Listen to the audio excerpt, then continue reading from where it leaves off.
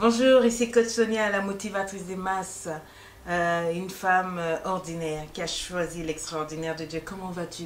Moi, je vais bien. Alors, je voulais juste te faire une petite capsule pour te dire qu'il ne faut pas que tu aies peur. Don't be afraid, you know.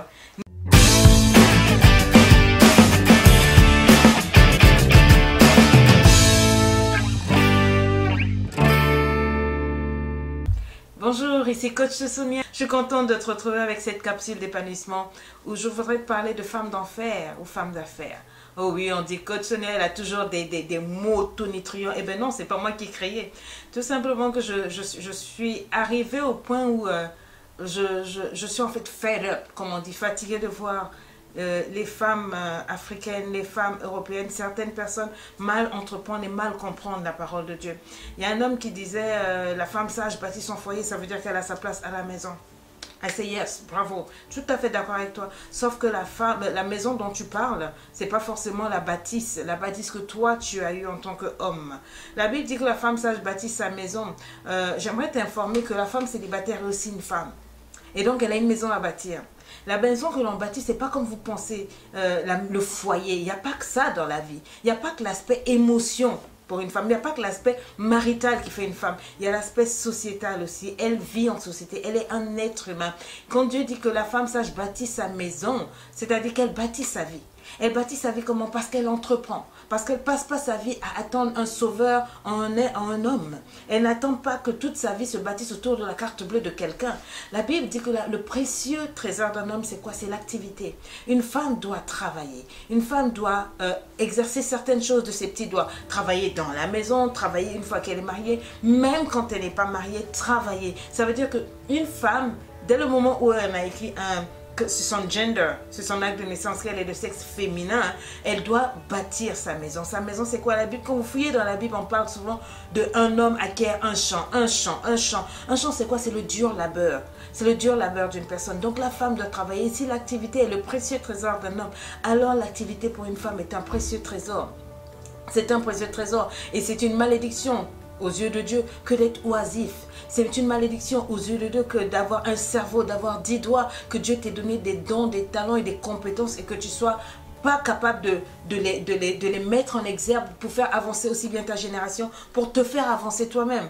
Penser minable, penser petit que toi en tant que femme, tu n'es appelée à réussir qu'en te mariant, en t'appuyant sur les revenus de ton mari. Tu n'as rien compris. Si tu me suis depuis un certain temps, je dis toujours qu'une femme, c'est aussi sexy. Qu'une femme travaille, une femme apporte quelque chose à table. On ne mange pas simplement ce que monsieur a apporté. Il y aura un jour ou l'autre où il va te manquer. Si pour toute chose, si pour l'huile, si pour l'allumette, tu dois toujours tout demander à ton chéri, eh bien il y aura un jour, il va se dire, mais celle-là, elle n'est pas une femme plus-value dans ma vie, elle est une moins-value. Pour tout, elle ne regarde qu'à moi. Je dois faire ceci, je dois lui payer les études, je dois faire ceci, je dois faire... C'est-à-dire, je deviens quoi? Je suis son sauveur. Il faut donc qu'on arrête un peu de mal interpréter la parole de Dieu. La femme sage bâtit sa maison, c'est-à-dire qu'elle bâtit sa vie. Et si elle bâtit sa vie, ça veut dire quoi? Elle entreprend. Elle entreprend parce que l'activité est le précieux trésor d'un homme. Une femme qui travaille, c'est beau. Une femme qui travaille, qui subvient à ses besoins, c'est extraordinaire, c'est incroyable, c'est à applaudir. Et toute l'Afrique et tout le monde, toutes les églises devraient pousser ce genre de pensée-là.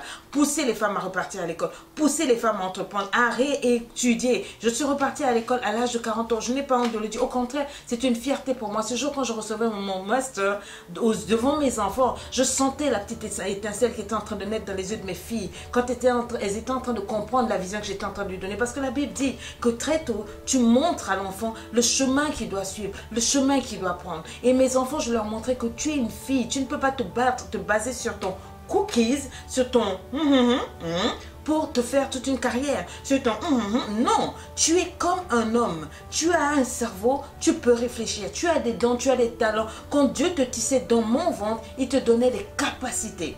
Bien vrai, tu te complètes à un homme, arrivé à un certain moment. Mais quand tu n'es pas complète à l'âge de 35 ans, si tu n'es pas marié, tu fais quoi? Tu ne bâtis pas de maison?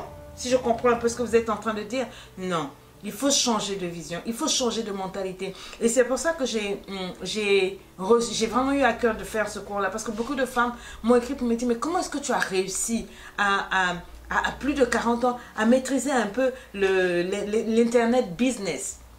Je me suis intéressée. Au-delà de m'intéresser, j'ai changé de mentalité. J'étais aussi pendant 20 ans une femme, non, pendant 15 ans on va dire, une femme qui attendait tout de son mari. Et chez nous on appelle ça les mouchinistes. C'est-à-dire pour moi, il était une machine à sous. C'est vrai qu'il gagnait bien son argent, mais c'était son argent. Moi, je devais aussi apporter ma pierre. Pourquoi on dit? Parce que la femme est une aide pour l'homme. Je devais apporter ma pierre. Ma pierre, c'est pas simplement le cookies, lui faire des enfants. Ça, toutes les femmes le font. Et la Bible dit que celle qui est vertueuse, elle a plus que les autres. Qu'est-ce qu'elle a plus que les autres? Si vous lisez dans Proverbe 31, on vous en parle. C'est une femme d'activité. Elle emmène son pain de loin. Elle fait tisser des laines. C'est une investisseuse. Elle pense à un champ et elle l'acquiert. Elle investit l'argent. Elle génère des fonds. Elle fait travailler son intelligence. Elle est là, elle donne ses instructions. C'est une chef d'entreprise. Son foyer est une entreprise, mais elle est aussi une marketeuse. Et c'est de ça qu'il s'agit. C'est de ça qu'il s'agit quand on dit que la femme sage bâtit son foyer. Ce n'est pas simplement passer la serpillière. Ce n'est pas seulement donner des coups de rein électriques au monsieur. Non, c'est d'apporter sa pierre à l'édifice pour la nation. C'est d'entrer en politique. C'est de devenir juriste. C'est de lancer son propre business. C'est de pouvoir même depuis la maison apporter des revenus. C'est de ça qu'il s'agit. Et arrêter d'être une femme d'enfer. Une femme d'enfer, c'est quoi? C'est une femme qui est une tocarde, une maboule, qui est dans tous les draps, dans tous les hôtels en train de d'éplucher l'argent du monsieur qui est destiné à une dame quelque part, qui est destiné à la femme et aux enfants quelque part, alors qu'elle peut travailler. Si elle est saine d'esprit et tout, si elle a tout reçu de Dieu, ce que je pense, ce que je crois, eh bien, elle est appelée à faire sa place dans la société. Elle est appelée à produire, à devenir une opératrice économique. Oui, il faut arriver à ce point-là de comprendre la parole de Dieu pour ce qu'elle est. Il ne faut pas limiter la femme au nom, la femme sage. Bâtir son foyer, ça veut dire que si tu es sage, tu fermes ta bouche, tu restes à la maison et tout, et tout. Non. Et si tu n'es pas marié, tu fais quoi? Tu bâtis pas de maison? Tu bâtis pas de maison, tu bâtis pas de vie?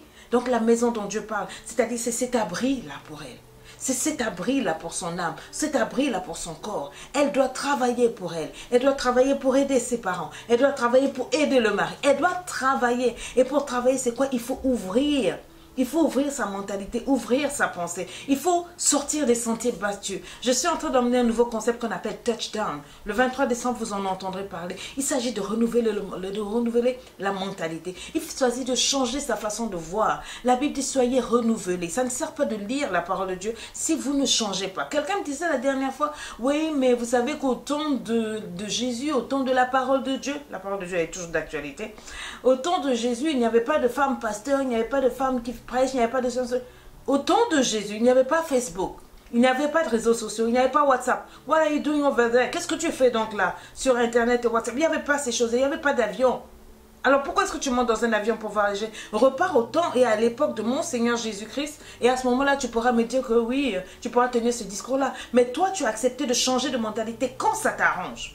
Mais quand il s'agit des femmes, non, elles ont le droit de rester au même moment à l'époque de Jésus-Christ. J'ai envie de te dire quoi? J'ai envie de te dire qu'à l'air. Alors le cours va bientôt sortir de femmes d'enfer ou femmes d'affaires, et dedans je te montrerai toutes les stratégies marketing, comment découvrir le potentiel qui est en toi, comment changer de mentalité, comment oser, et je te présenterai aujourd'hui les perspectives qui se présentent à toi aujourd'hui au niveau de l'internet, comment faire de l'argent au niveau de l'internet, comment faire de l'argent au niveau d'un produit, créer un produit qui répond à un problème qui se pose. Nous en avons tous dans nos vies. Tu n'es pas obligé de devenir coach comme moi. Toi, tu peux impacter ton monde dans le niveau du dessin, de la couture, au niveau de la cuisine. Tu as des dons, des talents et du potentiel. Et c'est ça que Dieu t'a donné pour pouvoir, comment on appelle, avancer, impacter le monde et impacter ta vie. Tu comprends? Devenir une femme d'affaires avec ce que Dieu t'a donné. Transforme ton rêve en business plan. Transforme ton rêve en projet. Et arrête d'être une maboule. Arrête d'être une mabouliste. Pour moi, j'ai choisi tout simplement d'arrêter. D'arrêter.